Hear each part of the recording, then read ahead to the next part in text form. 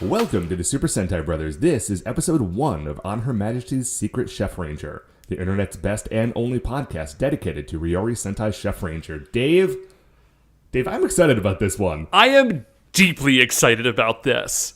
So as Matt said, we are not. I'm not sure when we're. It's like mid-January. We're recording this. You'll kind of hear it when you hear it. We just found this. Big thanks to Matt and Michael from Ranger Danger. They found this. They sent it our way. I don't know where they found it. I did do a little bit of digging. So here's the deal. This is not...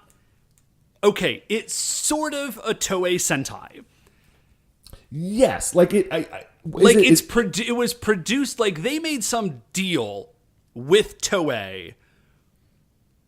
But it's not like the Saturday morning Super Sentai series like for that year. It's like a franchise or something. Okay. So this is sort of like, and obviously this was a sort of a whole different decade of when that happened. But this is like when Toei co-produced Japanese Spider-Man. Yes. Yeah. I think that's largely the case. This was done with like, there's a name for it, I don't know, but it's only like sort of aimed at kids. It's sort of aimed at adult, I feel like, because it doesn't air. It airs on like the Japanese version of the Food Network. Yeah, which, and again, I apologize for I should have done a little more research into this before we started. But, so yeah, that is sort of what we are looking at here. Now, here's the other weird thing about this. I don't know how long this ran. I have no idea. And I don't know how many episodes there are. I do know that the episode that we have is not the first episode, right? Yeah. I looked around for it. I couldn't find it. So, I think it's like episode 12 or something. So there's at least 12 episodes. We know that much. Okay, so if it's episode 12, I can assume that they're kind of established, but they don't have a 6th Ranger yet. Yeah. Okay. So, we're going to skip the 5 stars this week. We just really want to dig. Right. Well, and also, I mean, listen, if we're recording this in January and it comes out in July, like any like topical things we talk about in the 5 stars are not going to work. I'm super excited about seeing Captain Marvel is coming out soonish. Oh, yeah, that is coming out soon. Yeah. I'm really looking forward to it. Dude, I still haven't even seen Spider-Verse. This cannot be Matt talks about movies he hasn't seen, when in fact, what we should be talking about, Dave, is this episode of very good TV that I did see. Okay. So, I feel like we should talk through the opening at least a little bit. The song it's good. I don't think it's the best song ever. They went with like, I think maybe they're trying to like not be quite as totally kid oriented, because they went with like a smooth rock, not like slow jam, but like power jam. It's a little power ballady, yeah. Sorry. This show is from I think it's 2006. Okay. Yeah. So, and like you can tell, like there's some CGI, and it's like you can tell that it's CGI, and like it's not amazing, but yeah, because I think Toei started doing like some rough CGI stuff in. I think we're actually going to be coming up on it soon in our main series. It happened in like 2001. Yeah, I know there's CGI in Time Ranger. Yes, yeah, I think so. So there is some CGI. It's from like 2006 or so. But yeah, they went with like there's like some keyboard and synth, and there's like some big guitars, and it's like sort of I have no idea what they're saying. It's sort of a power ballady power jam, which is kind of amazing. So we open up and we see this giant edifice. It's like super fancy, and it's like a hotel, I think. And we know it's a hotel because we're going to see the hotel later on. But like, it's a super fancy hotel. Right. What I like about this is that they didn't find a different building to use as the shooting location. Every time there's an external shot of this building, at least in this episode, it is very, like, this is an example of CGI that they have used. They just, like, have it's like kind of in Ghostbusters when they pan back to show, like, the building in Ghostbusters, but it's clearly not a real New York building. Right. It's that, but, like, 2006 television CGI. So, and, like, you know, they try to fancy it up with a bunch of, like, spotlights on it, but it's not great. No, I mean, it works okay because it's just a big box. It's not like a super fancy building, but... Right. But it does let them do a cool shot because they can, like, zoom right in, sort of like, and you see, like, the front doors open, and then, like, the camera, like, zooms past the lot. It's, think of, like, Mystery Science Theater where you're, like, going through all the doors. Yeah. And so it goes, like, through the thing, like, through the lobby, then, like, into a ballroom, then, like, through a ballroom, into, like, a back room, and then into the kitchen. There's a moment in the course of that shot where, as the camera goes into the building, it passes by a doorman. And Dave, I want to know more about this doorman. I hope that he's not just in that shot. Like, he's not... If he's in this episode, he is not in my notes, other than this one moment. But, like, the look he is giving the camera as it goes by makes me feel like he would be a delight. Yeah, he is like, I just don't know that anybody has ever been as, like, both excited and, like, eager to serve as a doorman. He's just beaming, but also, like, he's, like, happy but, like, stoic at the same time. Right, he is exuberant to help you, but he knows that his job is meant to be very, like, non-gregarious, and so it, like, there's a war of emotions on his face in that moment the camera goes by. Yeah, so, like I said, we go through... there are some ballroom dancers that are, like, doing a thing, like, on a dance floor, and there's, like, people around them that are, like, sitting in tables and, like, applauding, and then we're into the kitchen. Sorry. So when we go into the kitchen, we get a couple of, like, quick pan shots, and it's sort of like... What's the best way to say it?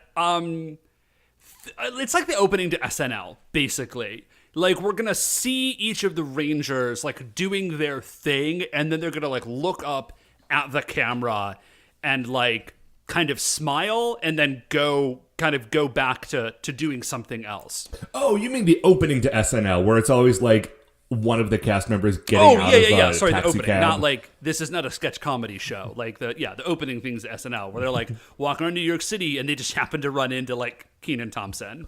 Right. So, or maybe it is a little bit like the ending credits of The Predator.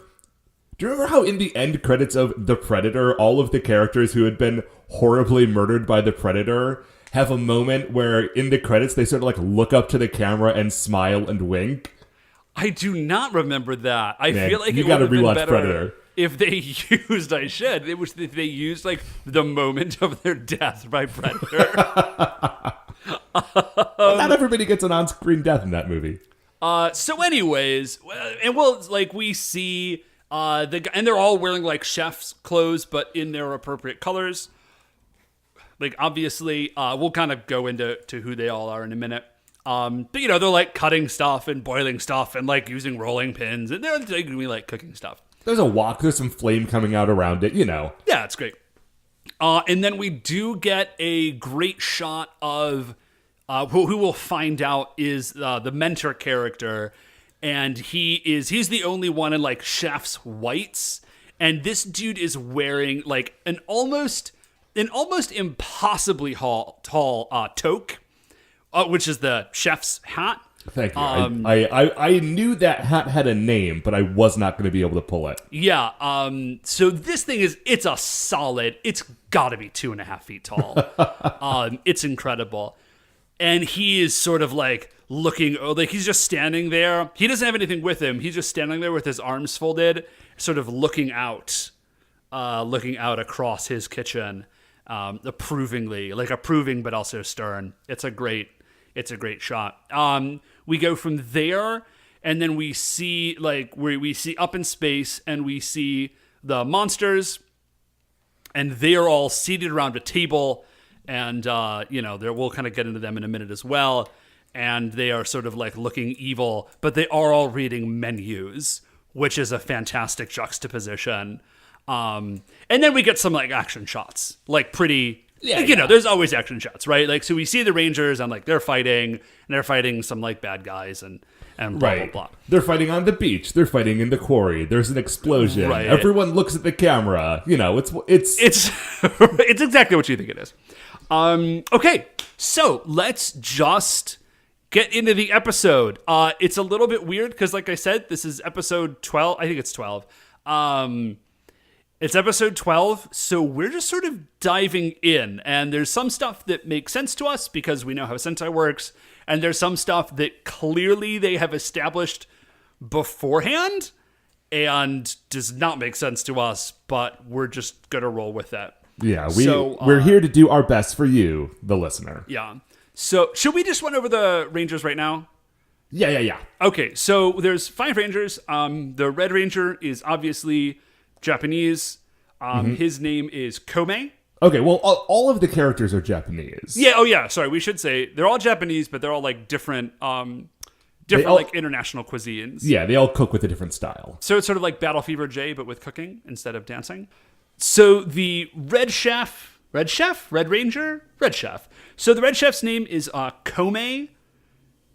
The Green Chef's name is Yuriko, and she is Indian food. Yeah, the Yellow Chef is the Chinese chef, and his name is Chen. Yep. The Italian chef is a lady, and her name is Masako.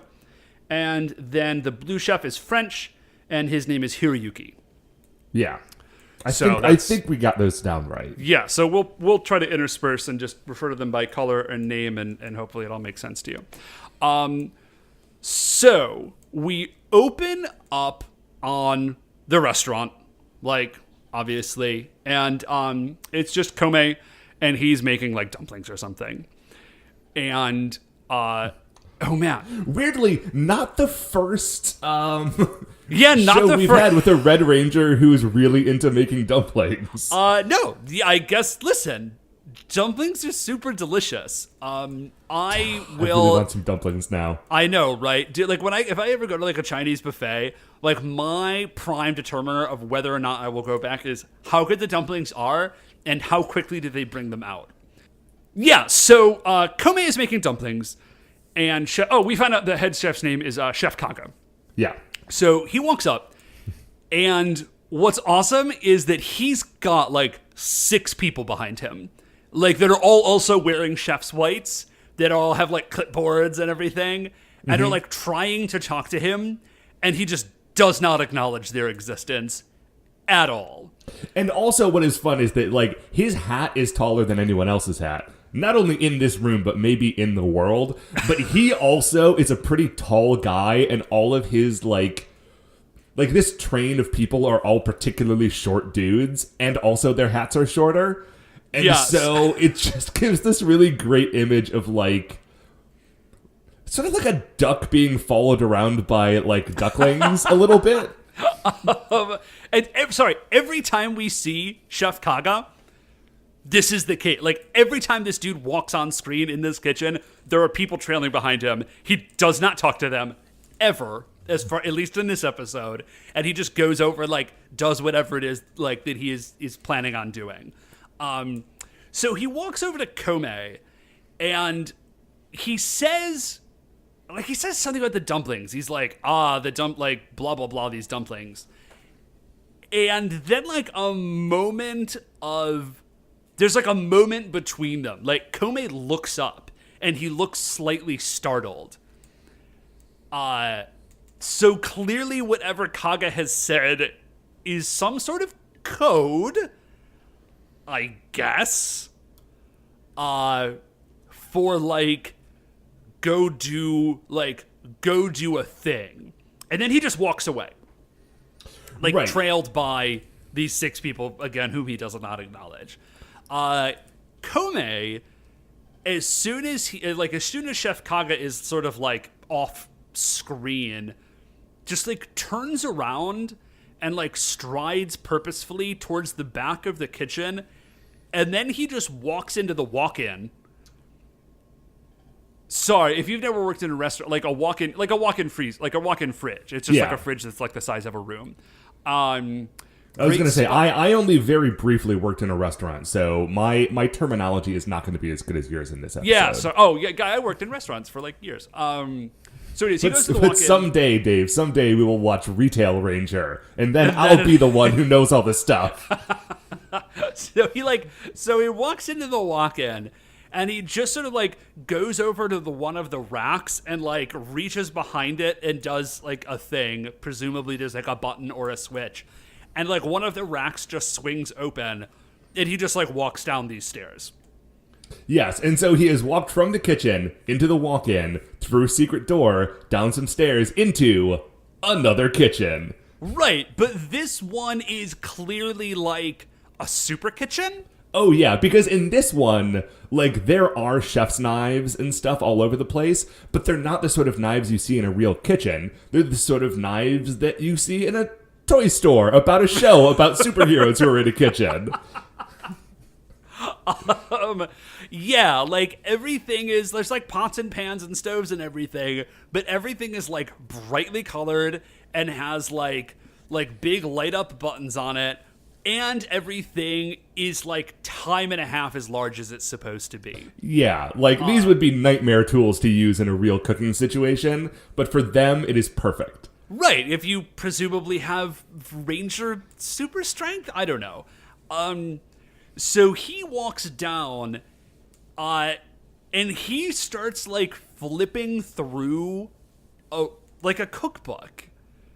Yes, okay, so he's paging through this book, and like each page is set up as though it is a recipe. Yeah. Like in this cookbook, but when you look at it more closely, it is 100% not a recipe. And also, like, the book is weirdly, like, it's only like about a third full. Like the rest of the pages are all kind of like blank. Right. Well, mostly blank. Yeah. I mean, there's like lines and stuff, but all of the first couple of pages are full, and it's monsters. So, and they're all ingredient related. We didn't see all of them. I just saw the one on the first page. And it was, because it is all, of course, in Japanese, except the title heading, which is in English. Because why wouldn't it be in English? Sure, and, of course. The first one that you sort of see is Poison Tomato Princess. And she's a tomato princess. Like, I don't really know how to say it beyond that. Yeah, there's a page where they're swinging by, and it looks like it's just like a big, mean pepper shaker. Yeah, there's a pepper shaker. There was a banana that looked like it had like a giant banana sword. Now, Dave, don't be hasty. It might have been a banana boomerang. It could have been a banana boomerang. Frankly, it could have been a banana boomerang sword. I think we can only hope that that's the case. But anyways, so he gets to the last page, and of course it's not the last page, but like the last page that doesn't have anything on it. Right. And of course it's blank. And he just sort of like stares at it ruefully, like, like what? You know, like what's going to go on this page? I'm getting the vibe that he is very much that Kome is very much like a captain sort of Red Ranger rather than like a new guy sort of Red Ranger. Like he's definitely a Ryu rather than a Ryo. Right. He is definitely the dude who is in charge because he knows the most. And not the dude who is in charge just because the show said that he should be, or because he's most excited about it. Wouldn't that be great? Like, you just get to be in charge because you're the most excited about it. I mean, it does sometimes feel that way, especially in more recent seasons. Yeah. Okay, so as he's standing there, he gets like a call on his charger. His changer. It's just a bracer. It's not like particularly interesting. I guess it's hard to come up with something that's like super chef related, so they just went with change bracer. Yeah. Which is, hey, classic maneuver. I was gonna say, like, how many? There's only like a few versions of this. You've got like cell phone bracer, The samurai Shinkenger had like a cool like paintbrush thing. But that was also a cell phone. There was also it was a cell phone that became a paintbrush with which they did some like kanji in the air. Gosh, that's a good show. Okay, so anyways, his like thing rings and then we cut. We cut to see, they're not all there. I think Hiroyuki is there. Yeah, Hiroyuki's there, and Chen is there, and Yuriko is there. Mm-hmm. So we've got everybody except Kome, obviously, and Masako. Right. Who is probably still, like, actually the one in the kitchen, like, working and making sure that the business does not collapse. I mean, listen, man, you got to do those covers. Food doesn't cook itself.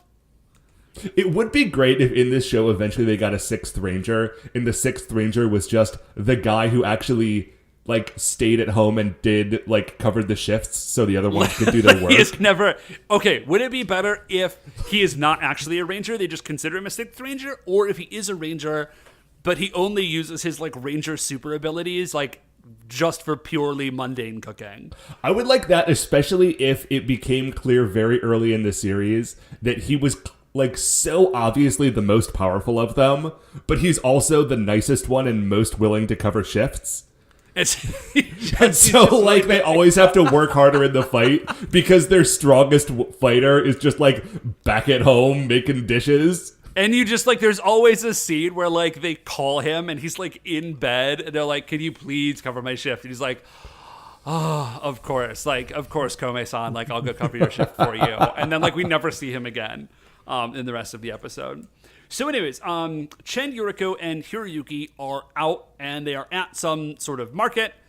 Well, it was a market. It is now like people are running and screaming and there are just explosions. Just explosions happening everywhere. Yeah, and this, we don't really see what's causing the explosions yet. This was like a grocery market. Like an outdoor sort of like grocery market. Like a farmer's market, right? Yeah.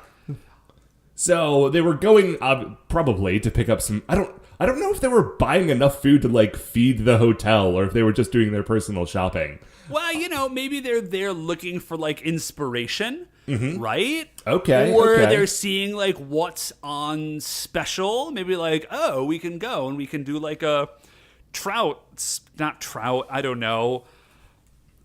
A tomato special because there's lots of tomatoes. I don't know. Right. But anyways, they're there shopping, right? Yeah. They're there shopping, explosions. Yes, and so the camera pulls back from where the explosions are coming from, and there are... Okay, there's a lot of little dudes and one bigger dude, and I didn't get the bigger guy's name. I get the impression that he's sort of like a Goldar figure, you know? Yeah. This is Zydos. This is like the third or fourth in command, like bad guy who comes down to Earth to make a mess. It's like it's whatever. He is wearing. Man, how would I describe this guy's look? Because he's a monster who looks like an evil front of house manager, right? Yeah. So like, he has like a suit. But it's like a pretty intense color pattern. Yes, and also since this was like 2006, you know, he's got like a vest and a tie it's sort of like a metallic. The print is intense and also like the metallic sheen of the clothes is intense. Oh, sorry, we should say this is not a this is a lot more like the... Oh my gosh, I can't remember the bad guys' names from Ranger. The Goma. Yes. This is like the Goma commanders. He is not in like a full body costume. This is like a human being with like crazy makeup and a suit. Mm-hmm. So yeah, just like metallic fabrics, and his face is painted like stark white. And he's got like a giant black pompadour, and then like a pencil mustache, and then like bright red lips and sunglasses. And sunglasses, yeah. I don't know why he's wearing sunglasses, but he is because he's a cool guy, Dave. Because he's a cool guy. He's a very cool front of house manager. Although I will say, I love this dude's look. I am not as interested in him as I am in the Minions. Yes, the Minions are an extremely good look.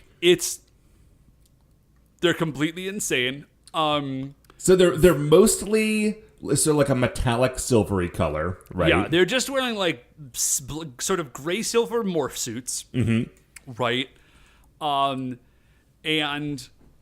But their faces are like very shiny, like and reflective, and are spoons. Yes, they got spoon heads. They got spoon head faces, and then like one hand is a big fork, and the other hand is a big knife. And they're just running around like a big mean utensil man. What I love about this is that, like, man, okay, in other series, you got like the Wumpers, but you can see the Wumpers at a bar because they can pick up a glass because they have hands, you know? Right. I guess the putties didn't have real hands. These can like shape change too. But Maybe? in their like, well, I don't know, like the Kodoporos could all shape change, right?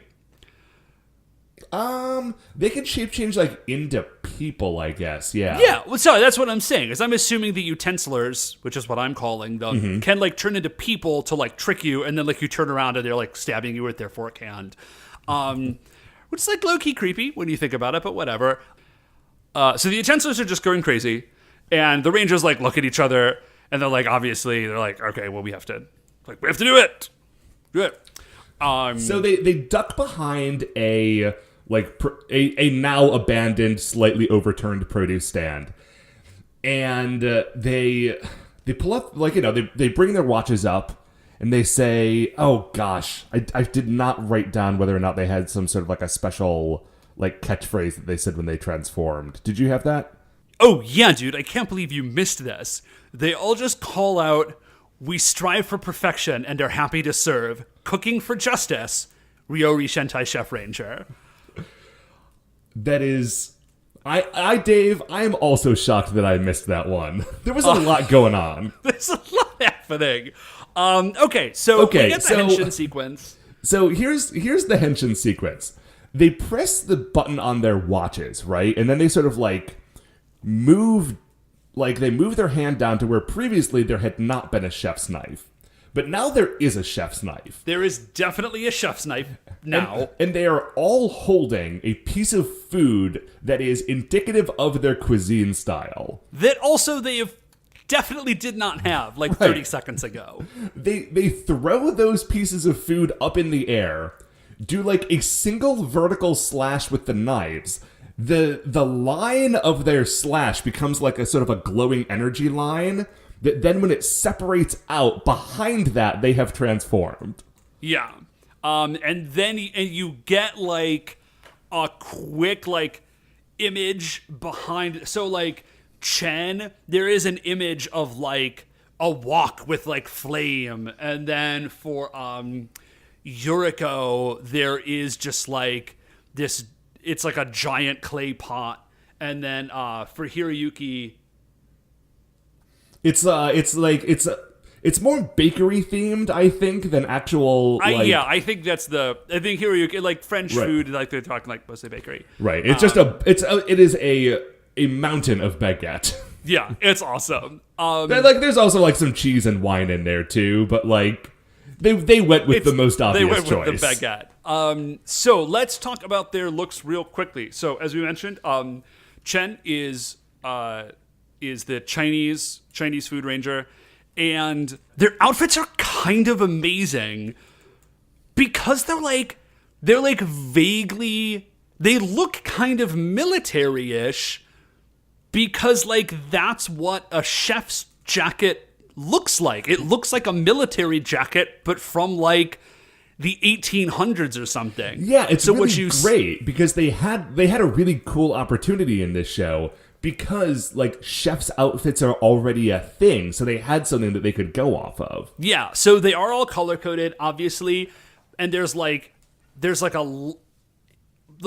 line that indicates that looks like this is like a double-breasted coat with, like, a line of buttons down the front. Mm-hmm. and then the bottom half, which like in this instance kind of looks more like a Winter Soldier outfit. Yeah, like as it gets translated into like a Sentai uniform, but it works, and it still visually reads like Chef. And then like the bottom, like their pants are just like their color and white check down into their boots, which seems weird unless you know that like chefs just wear checked pants. I don't actually know why that's a thing, but it is. Really? Yeah, chefs just wear checked pants. It's like a thing. All right. Maybe all chefs love ska. Man, I don't know. So we see their helmets, and Chen's helmet, like it's obviously like it's yellow, and his faceplate is like a big circle with like a line coming off like the bottom left-hand side. And I'm pretty sure it's supposed to be a walk. Yeah, Hiroyuki's faceplate, like, it's mostly a rectangle, but then at both ends, like where the rectangle ends, there's like other bits coming off the side of it, sort of like going back towards like his temples. And we are, like, I was trying to Google this to figure it out, but I'm pretty sure it's supposed to be a rolling pin. Yeah, I think it's definitely a rolling pin. I mean, like, what else? I guess I don't know. What else would it be? And then Yuriko's is like, it's also sort of vertical.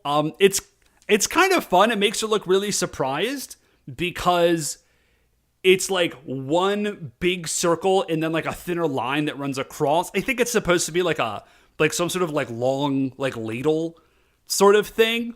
But it does just make it look like she has one eye open very, very wide. So they all pull out their sidearms, which are chef's knives. Right. They are chef's knives that also, like, you turn the blade sideways a little bit, and now it's a gun that shoots lasers. Chef lasers, I guess. Naturally. So like, they run out, and they are fighting with...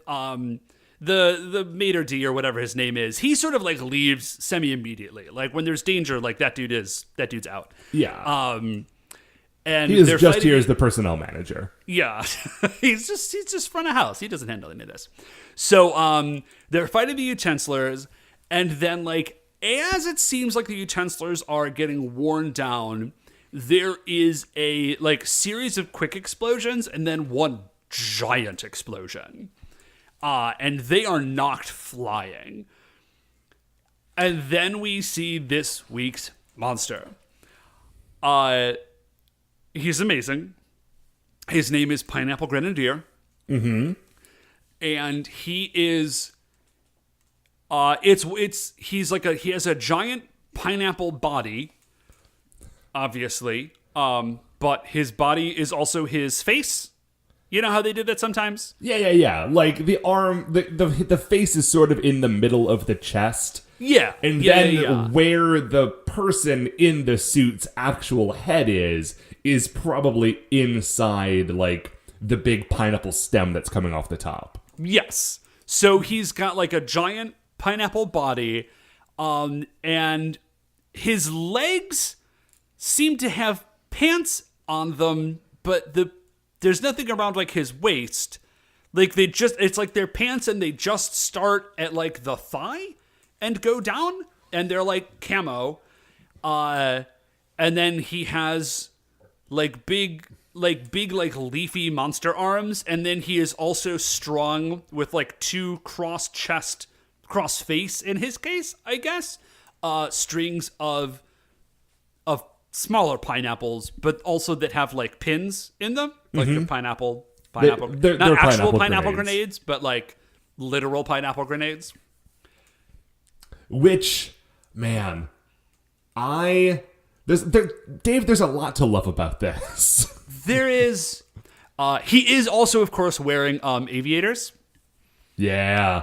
Yeah, which rules pretty hard. With the camo pants, it sort of completes like a pseudo-military look, which for a grenadier... Right. I was going to say, he's a pineapple grenadier. That's his thing. So he he doesn't have much of a speech. He just kind of rolls in with grenades. So many grenades. Like just first a episode lot. of Carranger grenades. Yeah. So they're fighting him. It goes okay. Like at first, like there's just a lot of like kicks and chops. I think Chen does get in like one special move where he sort of like spins around and like he sort of like gets a walk out of nowhere, and sort of like spins around in a big circle and then like uses the walk to like launch fire at Pineapple Grenadier. Yeah, which like is a pretty cool move. The walk is sort of like there and then full of sort of like flaming oil. And then he says, and I wrote this down because I wanted to make sure I didn't forget, he said, "Let's get spicy," and just like shoots all the fire at him. Oh, maybe he's like a Szechuan. Maybe Yeah. he's like a Szechuan chef. I like that. So again, like they get in a few good looks, and then like Pineapple Grenadier is basically just like, "This is too much. I'm out," and he like drops some pineapple grenades, and then he's gone. Yeah. And so they're all like looking around at each other, like, "Oh man, like what are we gonna do? I have no idea. Like we got to figure this out." We go from there to a very, very nice dining room. Mm-hmm. Okay, I mean, like it's clearly supposed to be a very nice dining room. It's an empty sound set with like some red velvet curtains and like a fancy table and a giant candelabra. Yes. And there is some piano music, which I dig. And there are three monsters sitting around a table. Yeah. Now, when you said this was a very nice dining room, I feel like it's important to note that this is also a very evil dining room. Oh, yeah, sorry. Red velvet curtains, giant candelabra. It's clearly, yeah, this is evil. This is an evil dining room. Right. You can tell that, like, in the next room, like, Dracula is about to ask, like, what is a man? The answer, of course, is a miserable little pile of secrets. But in this case, they are sitting... So we've got these three monsters, and these are sort of the big bads of this season, I think. Or at least they are the big bads as of episode 12. I was going to say, like, that's as far as we can tell, like, they are definitely... Right. Like, definitely the deal. Very probably there was a fourth big bad who died in the first episode, and there will be a fifth bigger bad who shows up in episode 22. Like a very, very big bad. Yeah. Right. But for now, we've got these guys. Yeah. So, And they're looking through their menus, and their menus are kind of like the book that Kome was looking through in the beginning. Like, they're trying to figure out which monster to select for the week. And we can see that they have landed on a pineapple. Well, specifically a pineapple grenadier. well, okay, there's like a picture of a pineapple and also a picture of a pineapple grenadier. And one of them, I think his name is literally just Pierre. One of I mean, his mustache would indicate that he would be a Pierre.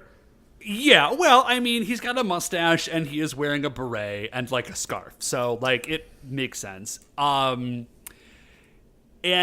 mime makeup. So, I feel like they just really kind of went all in. They went so far in, Dave. But the thing is that these guys aren't from Earth, so I think what must have happened is you know how like when the Transformers showed up on Earth, like whatever programming inside of the Transformers that existed, like made them match whatever was on like the vehicles that were on Earth, which is why space robots look like regular Earth cars. Yeah. I imagine there must be something similar going on, where like they have arrived at Earth, and now they all also are like mimicking things from Earth cuisine. Yeah, no, that would make sense to me. And so Pierre says, like, maybe this ingredient will be like strong enough to like to serve our needs, or it's something like that. And I'm not okay. I think the idea, because they're like also like they have, like you said, we have like big books of ingredients, and we saw some of the same pictures with like big X's through them, right? Like the pig we saw before. But the thing is, on the pages, there's also so there's a picture of a regular pineapple. There's a picture of pineapple grenadier, and then there's a picture of like a big fruit salad, but it's not a fruit salad that's made out of regular pineapples and whatever. It's a fruit salad that is clearly made out of like chunks of pineapple grenadier, right? Like it is made out of a monsterized version of that ingredient.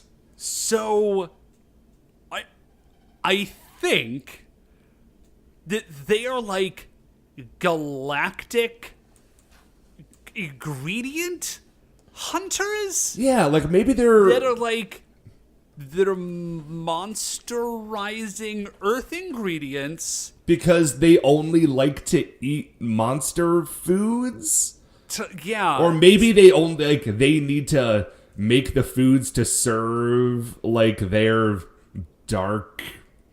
like evil executive chef or something. Like the only dishes that he will allow on their menu are ones made out of like strong evil food.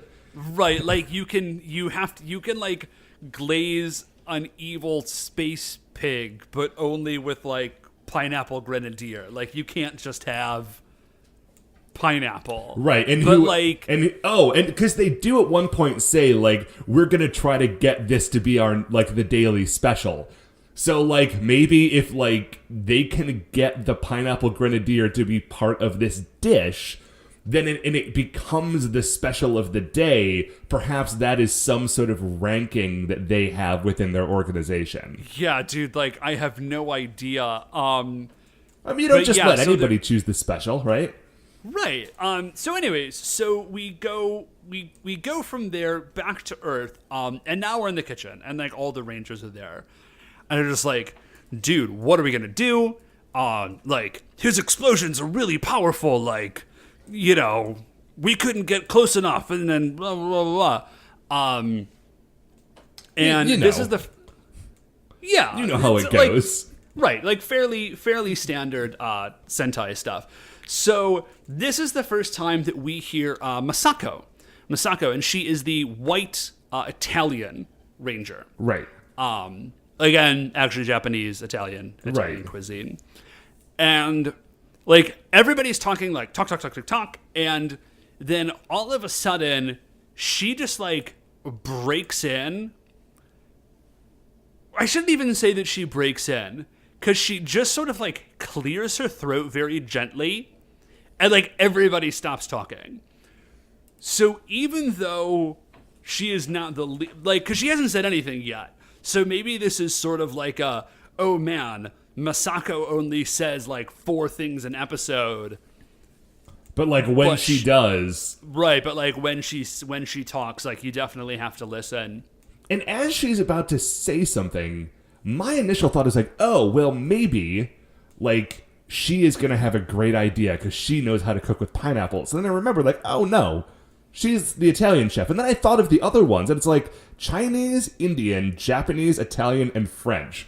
So I don't think that this is like a spotlight episode for any of the 5 Rangers, because none of those cuisines are really things that heavily deal in pineapple, so far as I know. Right, like Masako probably featured pretty heavily in like the Poison Tomato Princess episode. Right. I would imagine.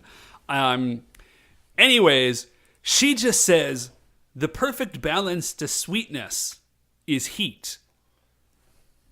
Which I don't, like from a cooking perspective, I don't know that that's actually true. Right. Like, I mean, the perfect balance to pineapple, on a pizza, the perfect balance to pineapple is ham. Okay, can I talk for a second? I have seen, I don't know why, except that the internet is a terrible place. Sure. Except the parts of it that are great. Like, it has become like semi-fashionable to hate on Hawaiian pizza. Guys, can we be real for a second? Hawaiian pizza is delicious. Yeah, rules. Like, Hawaiian pizza is real good. And, like, I get that it might not initially make sense. Like, it does seem sort of weird and counterintuitive. But real talk, Hawaiian pizza is very good. Yeah, like, I mean, even if you're not thinking about, like, the cheese, sauce, and crust, like, just the sweetness of the pineapple with the salty savoriness of the ham, like, that's a solid combo, my dude. That's a real good combo. Like, melon and ham. Actually, melon and ham is a classic Italian combo. So she should have said salty and sweet, but she doesn't. She says heat. Well, is the maybe perfect balance to sweetness. Maybe the writer of the episode is not a great chef. I deeply hope that at no point did they ever consult any actual chefs for any part of this show. So anyway, so like, oh man, like, yeah. So they go down, like they're all, sorry, they don't go down. Like they're in their like special kitchen. They all look over at Chef Kaga, and he just sort of gives them a nod. Like, yes, you have unlocked the culinary secret. Right, like, this is it. I definitely get the vibe that he's like, I knew this already. I was just sort of like waiting for you to figure it out, which is great. So they go to another door. They clearly have a kind of Carranger style base. Like, this is a TARDIS base. Like, this thing is gigantic. Right. Like, far bigger than it seems like it has a right to be. So they go through another door, and there's like a giant this can't happen, but like a giant underground greenhouse. Mm-hmm. And they walk through, and each one of that, like, they separate, and then they like come back, and each one of them is holding like a spicy food from where they cook for. Yes, like something that is culturally appropriate to what their cuisine is. Yeah. So, I'm going to be honest, I didn't recognize all of them, because I didn't. Like, I'm not as hot on knowing all of that stuff as I want to be. But yeah, well, I recognized enough that I could tell what they were doing. Right. Well, that's like, it's pretty easy because Chen and Yuriko, who are, remember, Chinese and Indian, they both just come back and they both just have like truly frightening looking like peppers. Yeah, the sort of peppers that if you see them in your food and you are me, like, you will definitely have a piece of one of them, but you do not just throw it in that bite. Yeah, so, they each sort of, I sort of get the feeling that, like, this is part of the episode every time. That, like, they all look at each other, and then we get a cooking montage. Like, yeah. They're all back in the kitchen, like, putting together, like, a dish. Right. Oh, and they also all have, like, pineapples at their station. So they are using those spices, like, they're trying to figure out ways to use the ingredients that they have gotten in ways that will, like, be particularly effective with pineapple. Yeah. So they all sort of like present their dishes for tasting. And Chef Kaga, like, he eats them all and he's just like, and he just, like, this dude doesn't talk. It's incredible. Like, we have heard him say, like, 4 words this entire episode, and they were to Kohei at the very beginning, and they were about dumplings. And beyond that, all we have gotten from this dude is, like, stony silence and, like, approving nods. And so he, like, goes and he tastes each dish, and he just sort of, like, nods, and that's it. Like, clearly something is happening here. Right, like, he is their mentor. He is guiding them in some way. He's just doing it almost completely non-verbally. So they all are like, okay, you're like, yes, like, we've got it figured out now. So they... But now, of course, like, they don't know where Pineapple Grenadier is. So, like, this is...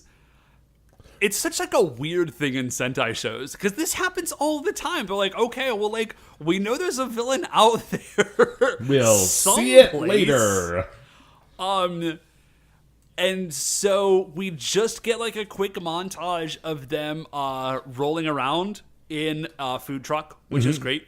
Throwback to Nekamaru. Yeah. And they're rolling around, and they do see, like, of course, like 30 seconds later, they see some giant explosions. To be fair, this is not a very difficult one to hunt down. His whole deal is explosions. Yeah, that's actually and tangy sweetness. Dude, I just picked up a fresh pineapple. I don't know if it's been a while since you had one. Delicious. David, I know you love pineapple. It has not been a while since I had one. I literally bought a fresh pineapple yesterday. Did you really? Yeah. Oh, that's great. They've been on super sale recently. Like, I don't know if there's like a real bumper crop of pineapples, but I'm picking up pineapples for like $2 a piece. Yeah, it's pretty good. Speaking of pretty good, let's get back to this show.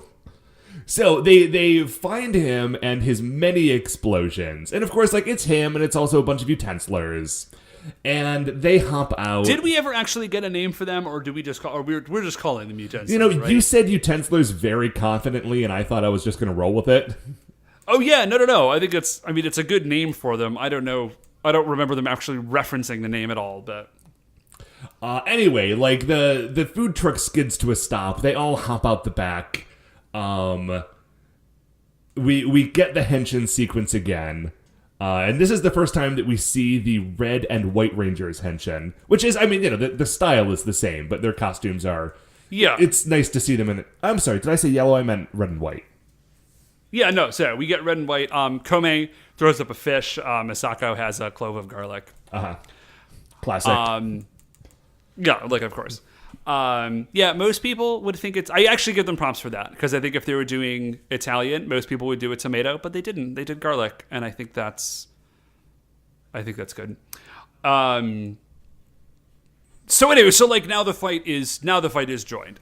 So they are all using their, they're blasting, they're fighting, they've got chef's knives. I do like Chen has... Because, they've all got, like, their standard weapons, but then they each have, like, their own weapon. I don't know if we see all of them in this episode, but we do definitely see Chen's, because Chen has... what's that Chinese chef's knife called? It looks like this. It's like the same configuration as, like, a meat cleaver, but it's, like, I know the one fancier. you're talking about. It's basically, like, just a very large flat knife, like a big flat square knife. I have no idea what it's called, but I do know what you mean. It's one of those, but it's enormous. Yeah. It's like a Cloud from Final Fantasy VII size sword, but it's like that kind of blade. I like it a lot. I do really like that. I also like Hiroyuki has a very large rolling pin, which is very good. Like, he kind of uses it as like a quarterstaff, but then like there are a few bits where he just sort of like, I don't know, like rolling it over people makes it sound like it's a massage thing, but he's sort of like, if he knocks like, somebody down and then sort of uses it to like roll across their back and flatten them. Yeah, he's got that. Chen has, this is actually pretty, I thought this was cool. Normally you see, like, if anybody has a shield, it's a Pink Ranger, but Chen has like a big walk shield, which is neat. I don't think we see anything from Kome or Misako here. I think Kome is basically just like doing a lot of punches. And Misako is like in like White Rangers are like a little more mystical. Misako is doing some like magic, some magical stuff. Dave, I think what she is doing, actually, is that she is restraining the utensilers with, like, long strands of magical energy spaghetti. Oh, because, yeah, like, you know what? I was like... Because I definitely... Okay, Matt, I'm sorry. I saw that and did not put together the idea that it was supposed to be spaghetti. I thought she was just doing, like... I'm, like, low-key embarrassed that I did not think of that. Well, it works especially well in this case because, like, they are utensils. So it's like the fork getting, like, wound up in spaghetti, and then it's just, like, in this big lump, and it can't move, and it gets, like, rolled down an alleyway. It's great. Okay, so then again, like Pineapple Grenadier is sort of like in and out of this scene. They're doing some like he's doing grenade attacks, and they're like getting exploded and like jumping back and attacking. And then like when it seems like he's like a little bit on the ropes, something incredible happens. He's on the ropes, and then all of a sudden their car pulls up, and it's like a henshin sequence, right? Like there's no way that there would actually be time for any of this to actually happen in the fight, but it does happen anyways. Right. The food truck rolls up, and like a table it like skids to a stop, and like a table slides out the back, and on the table already set are their dishes, and they all just like run over, pull out napkins, like put them on their laps. Color-coded napkins. I want to be clear about napkins, this. put them on their laps, like grab knife and fork, say like itadakimasu, which is like Japanese for like thanks for the food. This is incredible because like their mouth, like the mouth part of their helmet opens. It's like a hatch. And they all just take like a giant bite of whatever like they had made and just like stand up, throw their napkins away and say like, delicious. And this has given them the final power they need to press the attack. Yeah. So then you see them all, and there's like a little animation, like a little like not CGI, but like a little color overlay, and they all sort of like start to glow red a little bit because they're all eating like spicy food, I guess. And then they all like turn around and like breathe fire at Pineapple Grenadier, who of course explodes. Yeah, who of course explodes. No, okay, that for almost the first time ever, this actually makes sense because they did expose live grenades to a lot of fire, so it does make sense that they would explode. Oh yeah, man. Okay, so Pineapple Grenadier explodes. He goes down. The maitre d' shows back up, or the front of house guy, and he just says, "Let's spice things up." But he does say it in English. And he pulls out a like comically large pepper grinder, and he sort of like grinds some energy power pepper, spice, you know. Yeah. Over Pineapple Grenadier, who of course becomes giant. Yes. So now we get to see the giant robot version, or the giant robot for Chefranger. Okay, so we see this is it's like a vehicles one, kind of. You mean as opposed to an animals one? Because those are kind of the two main giant robot configurations. Sorry, it's a vehicles one, it's not an animals one. Well, I say vehicles kind of. So there is like a yellow, it's like a yellow tank looking thing, but it is also very definitely like an upside down walk on tank treads, which is pretty incredible. Red Kome's is like a knife, but like a plane. It's like a plane knife. It's a knife plane. It's a knife plane. The body of the plane is a knife, and the wings also knives. And so it's sort of like the tank. Sorry, the walk tank becomes the body, and then like the handle of it like folds down onto the back, and then like the knife sort of like slots into where the handle would be, and like that. Well, I'll get to it in a second. So the arm is Yuriko's green arm is like a giant mallet, which is like pretty easy to be for an arm. The legs, that's Hiroyuki's. It is another rolling pin thing, actually. So his thing is one giant sort of rolling pin.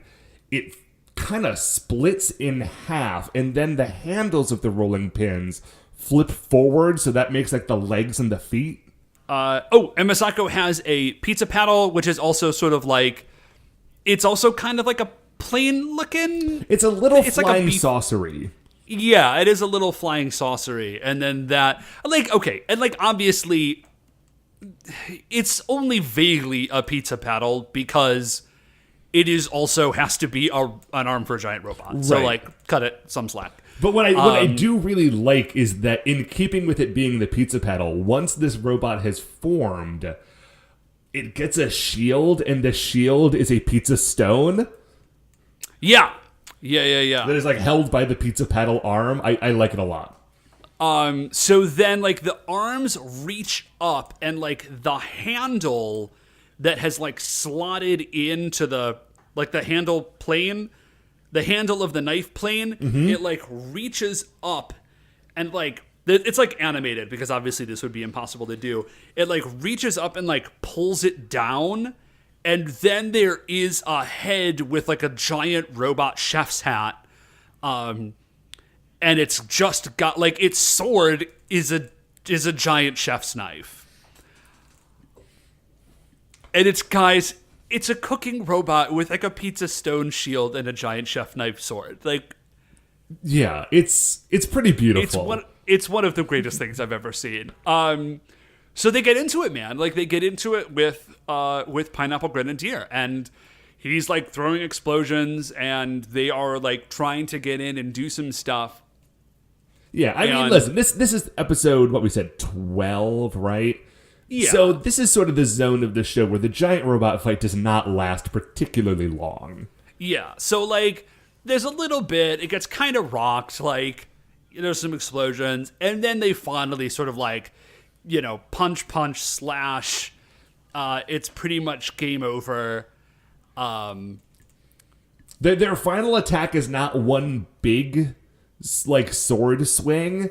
It's like a bunch of really quick ones, I guess, because the giant robot has really good knife skills. I mean, yeah. Like, how often do you need to, like... Dude, maybe it changes. Maybe it does Maybe it changes, like, if they're fighting a big, tough monster, it's like a cleaver or, like, a boning knife or something. Oh, that would be good, because, yeah, all we see is that it reach in, like, grab a handle. All we see is the handle, and then... so it could be whatever. Yeah. Yeah, so they do sort of like you just see, like... Okay, what you actually see is, like, the robot, like, waving the knife back and forth very quickly, and then there's, like, animated, like, cuts that, like, fly towards Pineapple Grenadier. And then Pineapple Grenadier explodes again. Looks like Pineapple Grenadier is blasting off again. Yes, okay, so that's the end of Pineapple Grenadier. And then we see the Rangers, and they're back at the restaurant, like, but their actual restaurant, right? Like the upstairs kitchen, yeah, the non-super kitchen, right? And there is some like maybe it's like a Japanese thing, I didn't recognize it, but like some sort of like pineapple dessert is the special. Mm-hmm. So here's what I don't understand. Are they serving Pineapple Grenadier to their guests? So one of two things is happening here, right? Either they got inspired by doing all their like pineapple food research earlier in the episode, and now they're doing like a pineapple themed special, or there's so much exploded Pineapple Man all over Tokyo that they're like, man, just let's make lemonade out of lemons here. Like, I mean, listen, margins at restaurants are notoriously thin. If you've all of a sudden got a line on a bunch of free pineapple, right? Even if it was recently exploded, give it a shot, man. So yeah, either this is like a fun thing where they've learned a new recipe, or they're like eating the corpse of their dead foe, which is kind of grisly, but I would not put it past this show. So yeah, man, that's... It ends on sort of a weird That's note, it. but that's it. That is the 12th episode of Ryori Sentai Chefranger. Again, we kind of can't get enough of it. If somebody knows where you could get more episodes, Yeah, if you let us know where I know. can find like a DVD box set of this thing, I will pay American dollars for it. I will I will absolutely pay. Did you say 100? I don't know if I would pay 100. I will go over to Matt's house and watch his $100 copy of this book. So yeah, thanks again to Matt and Mike for letting us know about this thing. Yeah, obviously I don't think we're gonna do a Creature Royale for it. It would be weird. Yeah, well, we don't have other Chefranger monsters to compare it to, so Yeah. So yeah. So So I guess I guess. yeah, that is going to do it for this episode of On Her Majesty's Secret Chefranger. Before we finish up here, I'd like to remind you all you can email the show at supersentaibrothers@gmail.com. If you want to get any updates on future episodes or check out the things that we're talking about on Twitter, we are at Super Sentai Bros. If you like the show, please remember that shining in the iTunes review section, there are 5 stars. Rate, review, subscribe on iTunes. That's what's going to help new people find the show. Once again, we are the Super Sentai Brothers. I'm Matt. I'm Dave. And we'll see you next week for the greatest show on Earth.